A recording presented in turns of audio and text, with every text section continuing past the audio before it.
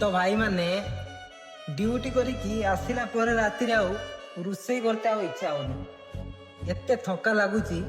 माने एबे घरर कथा टिके माइंड रे पशुची जेतेबे बापा माँ माने हमको कहूथिले रोषेई करी डाकिला परे भी आमे टाइम रे जाई खाऊ नथिलु एपटे सेपटे बुलुथिलु बहुत टाइम पास करथिलु किंतु भाई बाहर एबे एते कष्ट से दिनर कथा को भाविकी एते कष्ट लगुची निजे रोषेई कर खाया पड़े आउ थर थर तो देखुच आज बैगण हिसाब से पुड़ी खाया पड़ो कहीं माने एते माने कौन